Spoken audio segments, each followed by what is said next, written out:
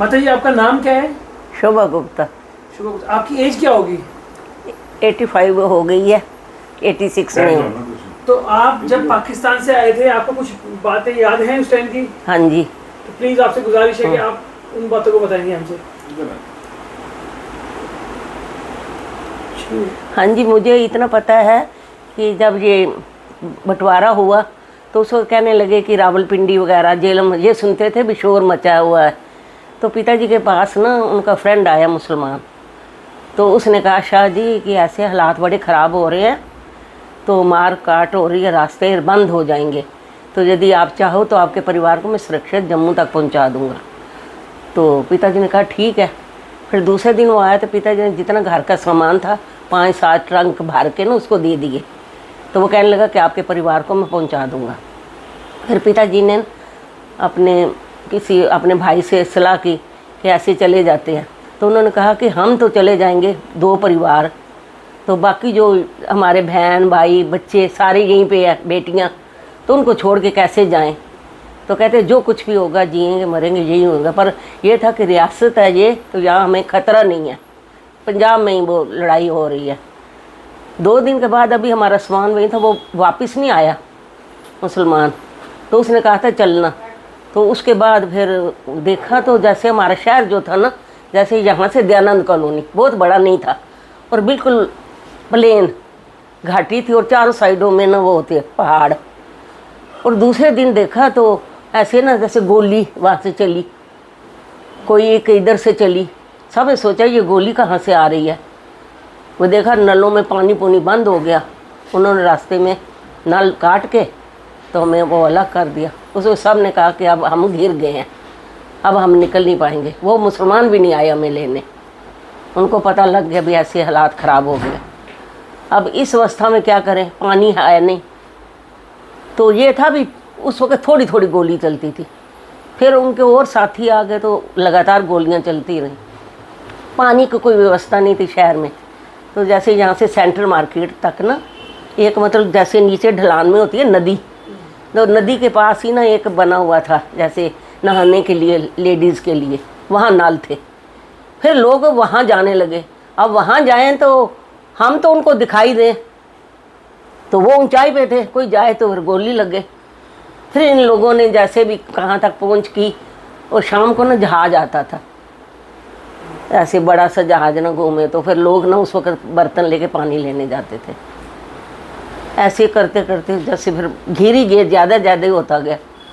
तो फिर कहने लगे अब क्या करें, रास्ते बंद। तो अब ये ना हो कि शहर जो हमारा था ना ऐसे दरवाज़ों के अंदर था, चारों साइडों में ना दरवाजे थे, तो उसके अंदर था शहर। उन्होंने फिर दरवाजे बंद कर दिए। तो बाहर जो लोग सड़क में थे उनको भी कहा इधर आ जाओ। और कहने लगे भी यदि बाई चांस मुसलमान अंदर घुस जाते हैं तो क्या करोगे, हमारी बेटियां बहू हैं।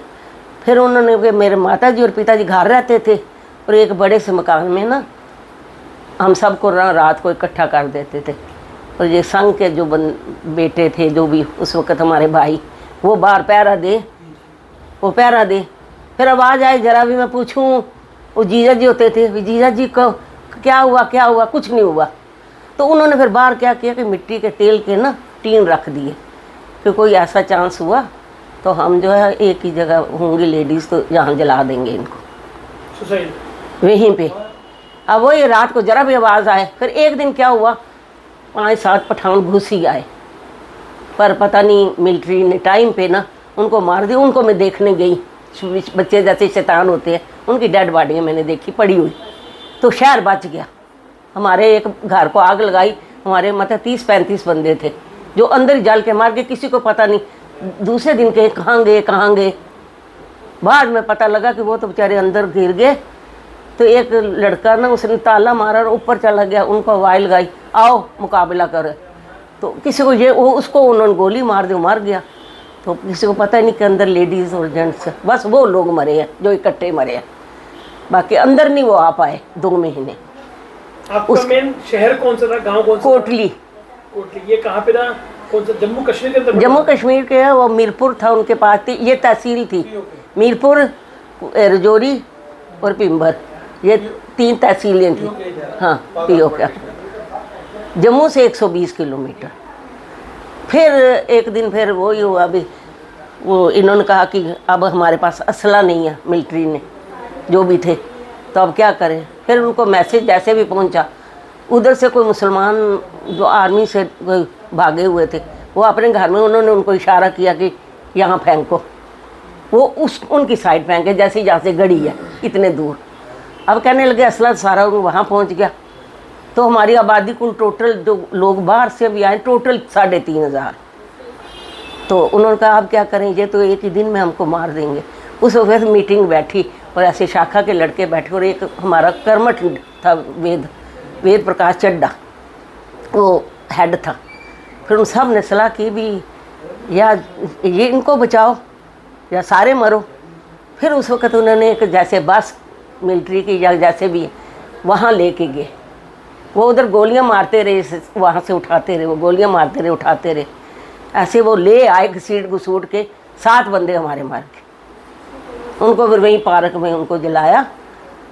तो फिर ऐसी अवस्था में हम दिन बिता रहे थे। तो एक दिन शाम को ना कहने लगे मिलिट्री आई है, मिलिट्री आई, हमें बचाएगी, हमें बचाएगी। फिर वो आए, लोगों ने खुशी खुशी बाज़ार खोले, दुकानें बंद थी। तो कहने लगे कि आप खुशी नहीं करो कि हम तो मीरपुर को बचाने आए थे, उन वहाँ जो है तबाह हो गए लोग। तो वहाँ हमें पता लगा कि आप गिरे हुए। तो धीरे धीरे हमें साफ़ करते हुए काफ़ी यहाँ पहुँचने में टाइम लग गया। तो अब क्या करो कि इतना हम सुरक्षित आपको रख नहीं सकते, तो आप सारे सुबह चलो। अब एक रात ही थी हमारे पास। अब माता जी क्या करें, और रात को ना वो बादाम रात सारी तोड़ते रहे, और सुबह सुबह पट्टू होते थे ना श्रीनगर के, वो पट्टू और 2-2 सूट हमें पहनाए। तो ये उन्होंने कहा भी चलो। तो मर्दों को उन्होंने कहा पैदल चलो, और लेडीज़ जैसे मुझे कहीं जगह मिली, मेरी माता जी को कहीं मिली, हमें नहीं पता। रास्ते में हम संडर बनी फिर पहुँचे। हम दोनों बहनें थी वहाँ, जैसे मकई वगैरह थी ना, तो और अपने शहर के थे लोग, उन्होंने से वो भूनी छल्ली और वो दी। उसके बाद फिर हम मतलब जम्मू पहुँचे ना, वो रात को तो वैसे स्टे किया वहाँ संडर बनी।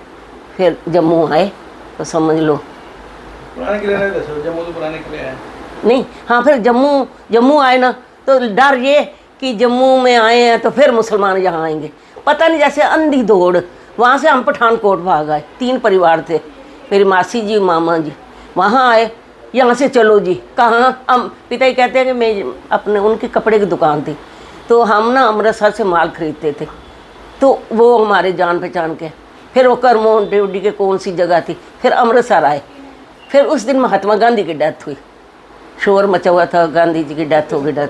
तो उस वक्त फिर वहाँ से कहते हैं कि लुधियाना कैंप लगा हुआ है शरणार्थियों का, तो वहाँ चलो। वहाँ आए तो हमें सब रिश्तेदार वहाँ मिले। फिर मेरे पिताजी का कोई फ्रेंड था, वो पहला शिमले था, उसको पता लगा, कहते हैं हाय इतने ये अमीर थे तो उनके बच्चे ऐसे हैं। वो आया तो मेरे को और माता जी को ले गया लुधियाने से। फिर लुधियाने से किसी ने, मैं माता जी के कोई बुआ के बेटे पहले ही थे अलीगढ़ में, तो उन्होंने कहा, उनको था भी इनके पास पैसा है। पैसे तो क्या था उस वक्त, कोई 5000 होगा। वो कहता मैं ताले का काम है तो आप मेरे साथ करो। वो काम किया उसने लूट फूट के। तो फिर यहाँ से हमारे ताया जी गए, पता लगा कि वो पैसे खा रहा है, तो अब क्या करेगा, बेटी की शादी है। फिर हम वहाँ से ना फिर पुराने किले आ गए, अलीगढ़ से पुराने किले में, पुराने किले टेंट लगे हुए थे वहाँ। फिर मतलब मेरी बहन की शादी, वो मस्जिद थी बनी हुई, वहाँ शादी की। फिर उसके बाद फिर माता जी को वहाँ की वो वैसे हिमाचल, मेरी मासी वगैरह हिमाचल में चले गए हमीरपुर। तो उनकी ना मतलब बेटी हुई, तो माता जी गए वहाँ। तो उन्होंने कहा एक बहन तो वैसे बिछड़ के मर गए, तो आप आओ। वहाँ देखा इन्होंने दूध वगैरह बड़ा सस्ता, 6 आने का 1 किलो दूध। तो कहते कम से कम बच्चे दूध तो पियेंगे। मेरा भाई यहाँ दरियागंज से सब्जी लाए, तो सिर पे सब्जी लेके बेचे। तो फिर उन्होंने कहा यहाँ आएंगे, तो कहा फिर हम वहाँ से मतलब 1949 में फिर हम हमीरपुर चले गए। लोग बाकी तो यहीं रहे, हमारा परिवार है हमीरपुर इसका हिमाचल में। दिल्ली से गए, दिल्ली से हम चले गए। ये सारे, ये मेरे ताया जी के ये सारे परिवार यहीं थे, इन्हीं के साथ ही रहते थे, पापियों के साथ टेंट में रहते थे। फिर हम वहाँ गए, फिर समझो हमारी ज़िंदगी अच्छी हो गई, चाहे थोड़ा खाया, बहुत असली घी सब कुछ वहाँ फिर मतलब रह गए। फिर 1966 में फिर वो कहने लगे माता जी कि मेरे भाई के बेटियाँ हुई हैं, 7 बेटियाँ हो गई। तो कहते हैं कि यहाँ मैं कौन जानेगा, सबके रिफ्यूजी आए हैं, ना रिश्ते होंगे ना कुछ।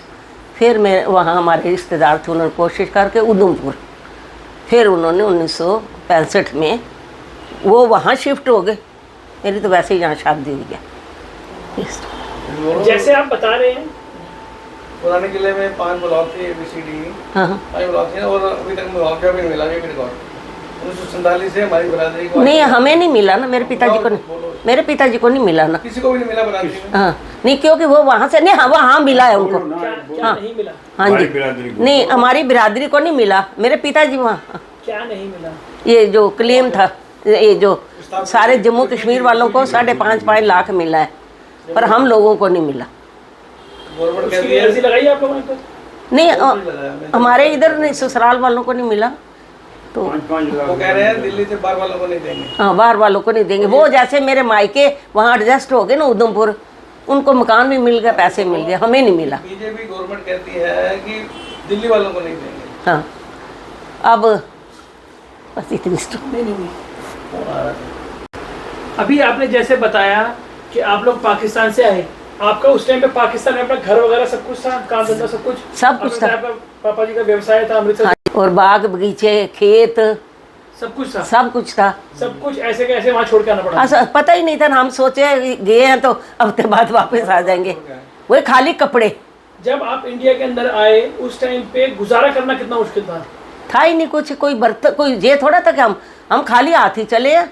ये बस जो कपड़े 2 सूट डाले हैं बस, कोई बर्तन थोड़ा लिया। हमें तो ये पता था अपनी तरफ से, हमने सोचा यहाँ लेके जा रहे हैं, कल परसों छोड़ जाएंगे। 25 रुपये में नौकरी कर रही है महीने की, तो 25 रुपये तनख्वाह मिलती है। तो उस टाइम पे परिवार का पालन पोषण भी बहुत मुश्किलों से हुआ? मुश्किल हुआ, वही जो पहले टेंट में रहे, फिर वही फिर उधर ऐसे ही घूमते रहे। आने के बाद कैंपों के अंदर कितना टाइम रहे आप लोग? वो मुझे कम याद है, थोड़े तो पता 1.5-2 महीने रहे हैं। लोग तो रहे हैं, नहीं पुराने किले तो रहे हैं लुधियाने। पिताजी जब हम गए ना तो हमें वो उनका फ्रेंड ले गया शिमला। जब आए तो कहते हैं पिताजी अलीगढ़ चले गए। फिर हम थोड़े दिन रहे, कोई 15-20 दिन 15। नहीं यहाँ तो यहाँ रहे नहीं, यहाँ हम नहीं रहे। हाँ वैसे रहे, हमारी बिरादरी रही है। कैंप थे? और हम ना 1949 8 साल टेंट में रहे। नहीं, हम 1949 में चले गए थे। हम जो है ना, हम 1949 में चले गए थे हिमाचल में। जैसे भी आपने बातों में एक बात और बताई कि उस टाइम पे बच्चों के रिश्ते होने मुश्किल होते थे, रिफ्यूजी मेरे को कहते थे रिफ्यूजियों की बेटी। आने के बाद, हिंदू होने के बाद क्या आप लोगों के साथ ये भेदभाव रखा गया था? भेदभाव रखा गया ना। मैं सबसे लायक थी स्कूल में, मतलब वहाँ दाखिल हुई और मतलब एंड तक मॉनिटर ही रही। मेरे होते हुए 10वीं स्कूल बना है वो वहाँ 8वीं तक। पर वो ये कहते थे, वो बाद में पीछे कहे, उनको आदत पड़ गई और फ्यूजन की कोई लड़की आई है। तो मैं ये सुनूँ ना तो बड़ा, फिर वो कहें कि शादियाँ करेंगे तो यही कहेंगे रिफ्यूजियों के घर नहीं करो। अब वही मेरी फ्रेंड आई है जिनके मकान में हम किराएदार रहे हैं, तो वही फ्रेंड कहीं और रही नहीं, ऑस्ट्रेलिया में थी। जब पूछो इनसे, जब भी आती थी तो कहती थी शोभा के घर रहना। मैं कह देखो वक़्त का, हम किराएदार थे, रिफ्यूजियों की बेटी है। और यहाँ आई तो उसके बेटे होटलों में रहते रहे। कहती मैं तो नहीं होटल में रहूँगी, मैं तो यहीं रहूँगी। एक तरह से देखा जाए तो डबल मार पड़ी। पाकिस्तान में अपना घर वर सब कुछ छोड़ के आए और उसके बाद भी इतने सालों तक यहाँ रिफ्यूजी वाला तमका से गुजरना पड़ा। उससे भी अनफॉर्चुनेट है कि तो वहाँ यही था कि शादियाँ नहीं होंगी। बीजेपी गवर्नमेंट, जम्मू कश्मीर की बीजेपी गवर्नमेंट, सिर्फ जम्मू वालों को मुआवजा मिला। इन्होंने बोला 27 के 30 लाख मुआवजा देंगे। 5.5 लाख रुपए की पहली किस्त 1.5 साल पहले जम्मू वालों को दे दी। जम्मू से बाहर जो 45-46 स्थापित हैं उनको नहीं दे दी गवर्नमेंट। कोर्ट केस कर लिए, मेल आया, कितने बंदे चले गए, लेकिन टस से मर कोर्ट केस भी जीत गए, तभी कोई गाइडलाइन। और हिमाचल इसीलिए हमने छोड़ा। माता जी यही कहें कि ये कहेंगे रिफ्यूजियों की बेटियां हैं, रिफ्यूजियों की बेटियां हैं। और इस वक्त मेरा भाई, मतलब परिचय की ज़रूरत ही नहीं है। आप शहर में चले जाओ और ना नंबर ना कुछ, ये कहोगे कि बम्बे क्लॉथ हाउस वालों के घर जाना है। इस वक्त मतलब इतने हैं कि 18 नौकर ही हैं एक दुकान पे उधमपुर में। और इसका एक अभी उनका आया है उस दिन इंटरव्यू, मेरे मोबाइल में है, जो कार सेवकों के लिए गए थे ना, तो उन्होंने इंटरव्यू लिया तो मैंने को उसने भेजा है मेरे इस मोबाइल दौरान में। जो इंसिडेंट हुआ ना, जब वहाँ से निकले पीओके में, मैंने बताया बिम्बर, कोटली, मीरपुर और 2 शहर हो रहे हैं, 5 शहर हैं पीओके में। राजौरी भी। पाक ऑक्युपाइड कश्मीर है। अच्छा, राजौरी भी तो थी, वो भी तो खत्म हो गई 5 थी। शहर से जब निकले तो वहाँ से फौज ने कांटेक्ट किया फारूक अब्दुल्ला को और नेहरू को। उन्होंने कहा जी हमारे लिए, हमारे पास इनके लिए कोई सपोर्ट नहीं है। फिर जंगलों में आए, ये केदारनाथ सानी जब सुनाते थे ना, तब रोंगटे खड़े होते थे। तो मैं आपका भी कर देता हूँ, आपका भी कर देता हूँ। पुरानी बातें आपको याद है? अंकल जी का धन्यवाद माता जी, आप हमारे साथ जुड़े। नहीं